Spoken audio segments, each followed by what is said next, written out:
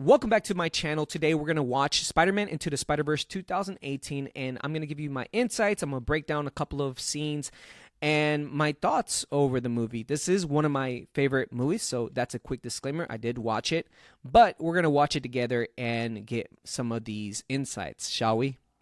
Nice. This is one of my favorite scenes, y'all. One of my favorite scenes here. Hmm? Come on, y'all. We all do this. We don't know all of the lyrics, so we only sing what we know, and we do exactly what Miles Morales does here.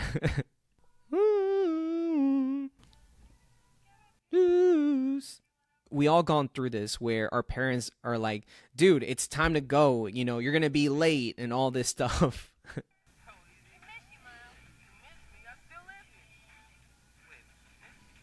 Oh, snap.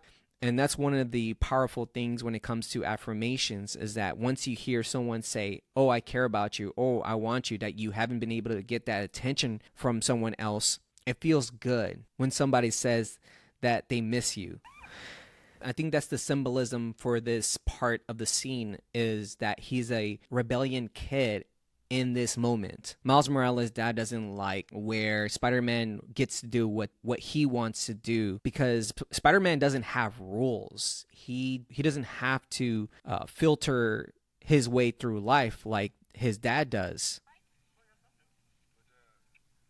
Yeah. Because he's a rule follower. Dad is a rule follower. That's why he doesn't do that.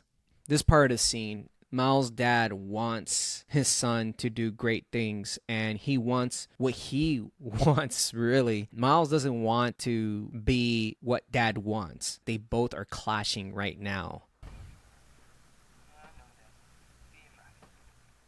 In this moment, it's hard for him to say that he loves his dad back because of the stipulations and following rules. And it's hard to say that you love somebody when there's rules involved. Love you. I love you, Dad. Oh, so embarrassing. Since people have seen this, he's now feels embarrassed by his dad. I don't know about y'all, but for me, I didn't want to be seen with my parents because it can be embarrassing because they treat us, or at least me, how they would treat me in the house, as in tie your shoes, son, fix your collar, and then you're just like, dad or mom, I am grown, I can do this for myself.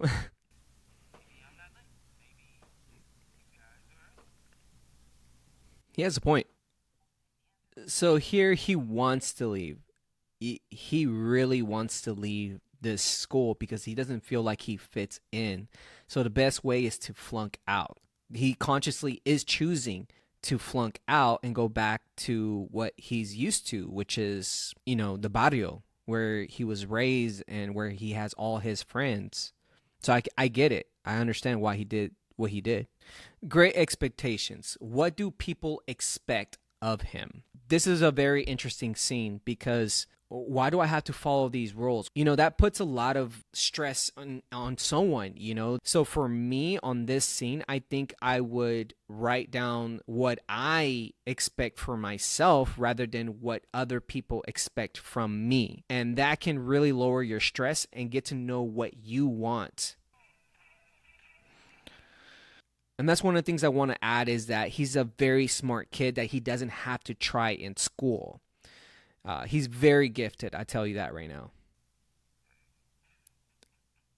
And this is cool because we all done this asking for advice. Oh, well, he didn't ask for advice. He was being open, but we all done this where we ask for people for advice on dating, on school. As a kid, we're trying to figure things out from people we trust the most.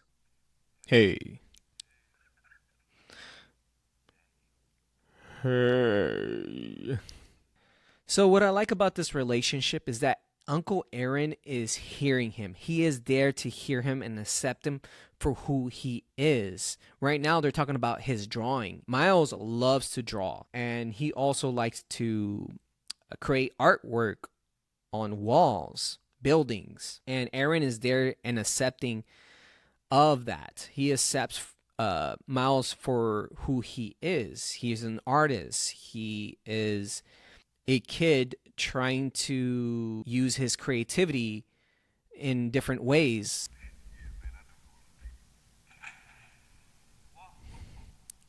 I knew we were related, he says. So he sees himself in Miles. That's beautiful. Also, in this scene, is showing that Miles doesn't follow rules. He's a rebellion. And this is what one of the things a rebellion will do is do things that they're not supposed to be doing in society. It goes back to the expectations. No expectations. Exactly who he is. That's beautiful. Uncle Aaron on this part is sharing with Miles that his dad once was a rebellion, or he once did what he wanted to do. And then once he became cop, then from there, it's what society wants and expects the dad to become and be. Isn't that crazy how Uncle Aaron and Miles Morales' dad say the same thing? Uncle Aaron is basically saying, I don't know what happened where he lost himself. And then dad is saying that how Uncle Aaron lost himself. So they're both saying the same thing amongst each other.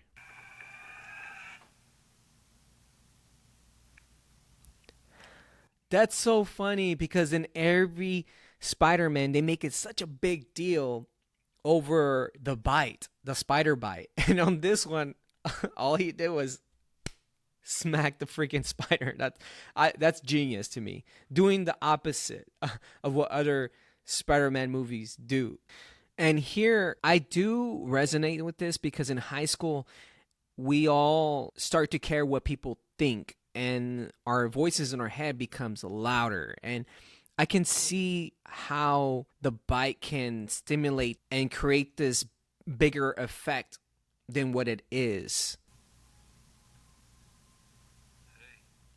Oh my god, this is so funny. Oh, when there's someone we actually like, we do awkward things like this because we're trying to figure out how to get a girl's attention, and we're doing things awkwardly and trying to figure things out on how to approach a woman. And that's what I did. Was mine was much more awkward than this. I don't know why, but I thought that slapping a girl's with the girl that I like butt would be appropriate. You know what I'm saying? I did it twice. I don't know what I was thinking, but that was just my thought process in that moment. Now, could I have gotten to the principal office and could she have told the principal on me? Yes, that would have happened. But again, I was just trying to figure things out and how to talk to a girl and get her attention. So imagine that if I was Miles Morales slapping that girl's butt, my hand would have been stuck on her butt the entire time. That would be so awkward. Imagine me, she's trying to leave, and I'm like, oh, I'm so sorry. Now I can't get my hands off of your butt. Rumors, y'all. In high school, do y'all remember when there was a lot of rumors going on? This is exactly what's happening right now, where something happens and everyone talks about it. Like, it doesn't even matter if you're popular or not. Rumors are going to spread like viruses.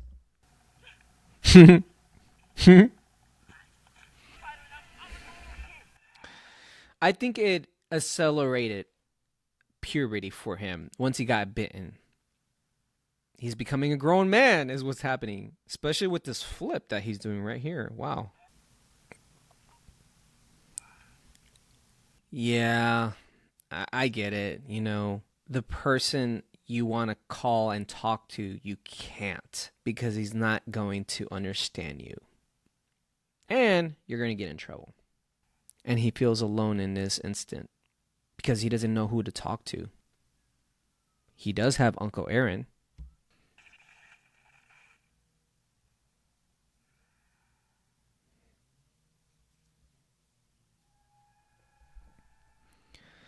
I don't know if you saw that, but based on the glitch, that spider came from a different universe because it's not normal for a spider to glitch like that, especially if you watch part two and how he was glitching, getting into the whole Spider Verse. I think that's what's happening right there.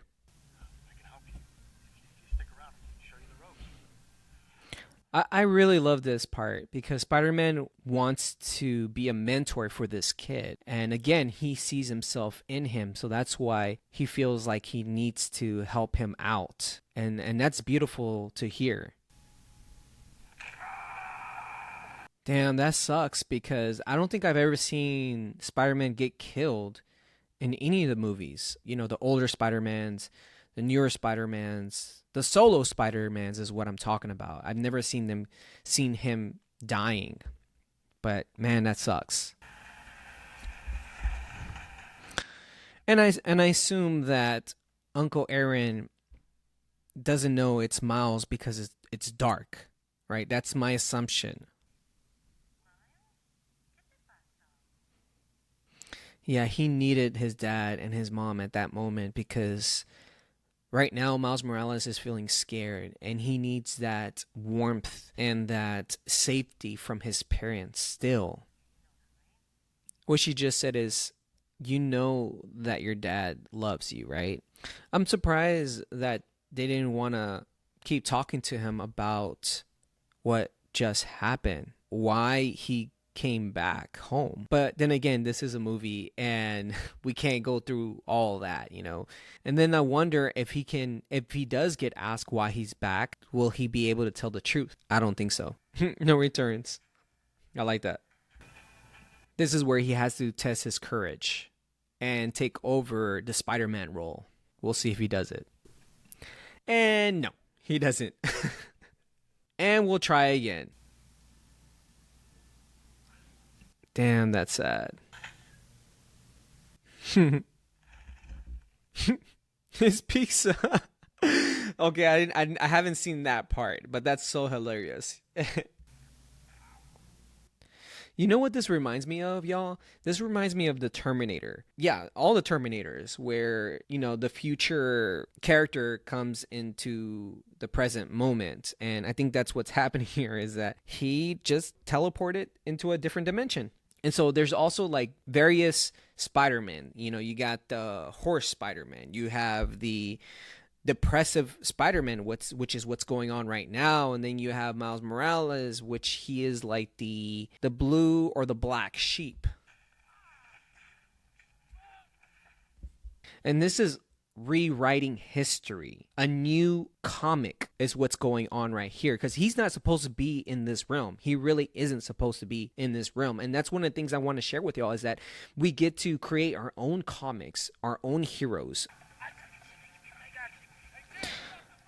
I also want to add Miles Morales is strong and he doesn't know it. He knocked down someone with a lot of experience. So if you think Miles Morales isn't strong, look what he just did. No, that's so funny. This part right here looks like his blood is splattered on the concrete. I like that. Without being rated R, you know? Do you see what I'm saying? He's so smart. He's connecting the dots that he basically told Parker what it is. And that's where experience meets this. Do you see what's happening here? He's not from there, so he's glitching, just like the spider that you saw previously. And here comes the experience once again. See what I'm saying? But Parker has a warm heart. You can tell in this scene he has a warm heart and he can't help but to help. You know, having that power that Parker has, feeling empathy, is a slippery slope because he can give a lot of people a lot of chances. A lot of chances. Because he's a good guy, you know? So there has to be a balance between, you know, having empathy and how far you're willing to help someone. Kingpin is so determined. He is so determined. And that's a great quality to have.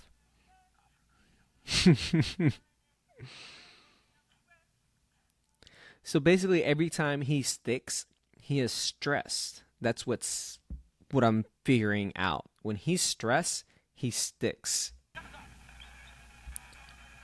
What is Gwen doing there? Unless she was undercover and trying to, yeah, I think that's what's happening right there, is that Gwen is there because she's undercover, because she's a good guy. That's so funny because that's what he wanted. He wanted the bagel and he got it. I like that. Oh, that's so cute. He said you're amazing. Damn, Gwen is such a badass. I'm telling you right now, she is such a badass. Which is crazy because I don't think that was her dad in the second part. Let's see. Let's see how her dad looks like. That's not her dad. But I'm pretty sure that on the second part they want a different character, which is why they changed the way he looks. And again, that's not how he looked on the second part either. He was younger. You can see he's so stressed. That's why he's tapping. So stressed over this.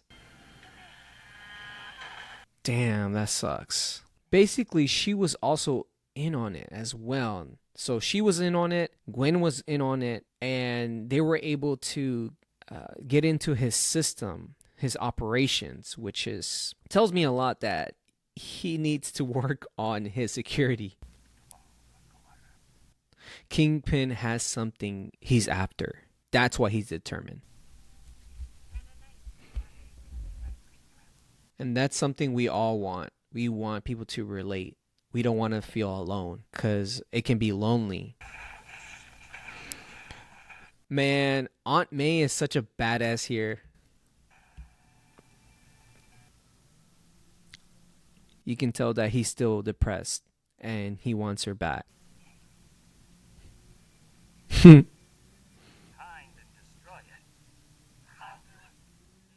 No, no, because he lives there, so he needs to destroy it. Miles Morales. A lot of potential. Trust me, guys. He just needs to work on it.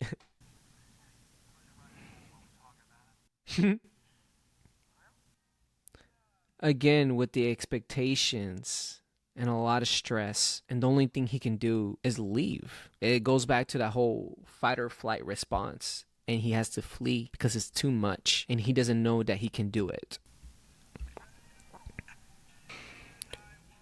Again, he wants to talk to his dad, but he can't.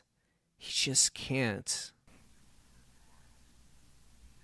At that point, it seems like the dad had no choice but to talk to Uncle Aaron, which, as you can see, didn't even pick up the phone.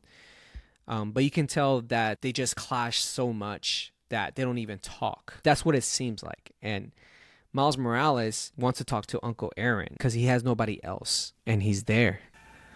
Damn, isn't that crazy? Where you are shocked that someone can be that way. Someone that you deeply thought that you knew that person. You talked to this person on the phone and you created this whole picture, this persona of this person. And all of a sudden, that story you created in your head got dismantled. It completely shatters you, and you don't even know who that person is any longer. Dang. He tried to kill you because he thought you were Spider-Man. He said, "Prepare to die." That's what he just said in Spanish.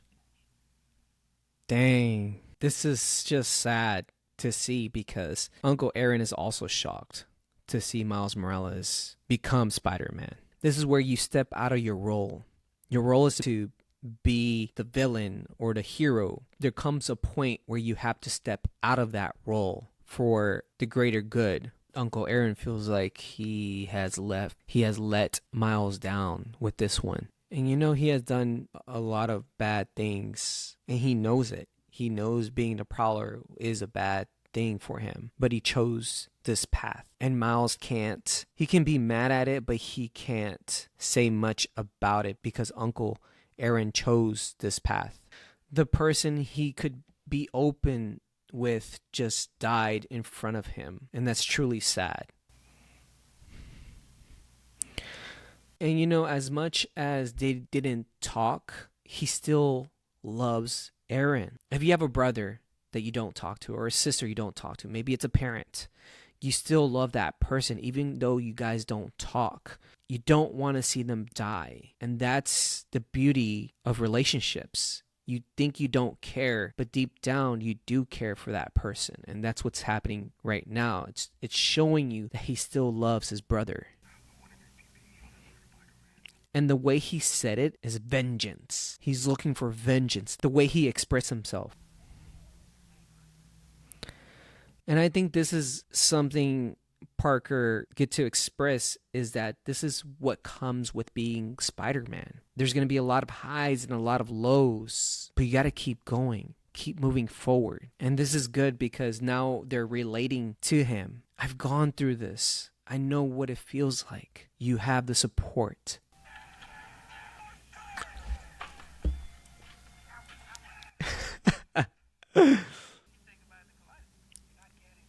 Yeah, they're going to do it without him because they don't think he has the experience. Again, because he's so empathetic, he's heartwarming, and he would literally die to help someone. I told you, he is self-sacrificing for the greater good. The leap of faith means going all in with the trust, trusting yourself, the universe, and what comes with it. That's what that means. And we all gone through this where we hesitate. When we have that hesitation, we're not leaping. We're not doing it based on faith. And that's what Spider-Man is struggling right now. He's not letting go.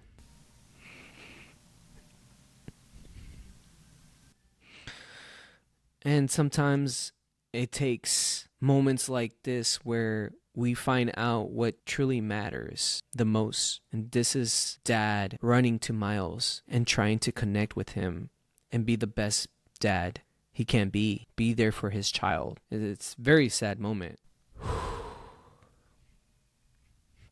He sees that. And now he's ready. Aunt May knew that he has it in him. She was expecting him. And there he is. She never lost faith, is what I'm saying. And painting his suit black is him choosing to embody who he thinks Spider-Man should be. I love that. That's the symbolism of leap of faith, y'all, right there. So symbolic. Yep. And that's him integrating the shadow parts of himself, integrating the parts that he has been running away from. And he's now embodying that, all those aspects of himself in this moment right here. Beautiful.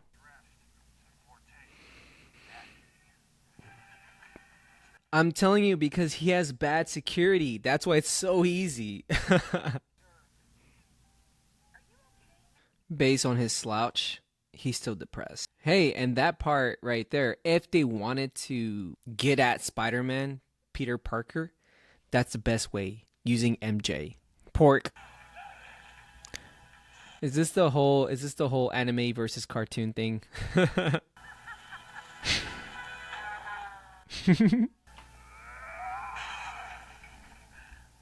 He's mad because he wants his family back. And he can't have it because of Spider-Man. Right there, he was a grown man by saying that. You gotta go home, man. The way he said it, that's a grown man right there. And very confident. That's right. That right there is a support system right there. When somebody's supporting you when you're down. I love that. And that's beautiful. He recognizes that. He recognized that his family will always be there for him. I love that too. Hey. Damn. I think in that instance, the dad realized that Spider-Man was just there to help. And that this one is there for the community. And it might seem like he no longer sees him as a vigilante. Miles.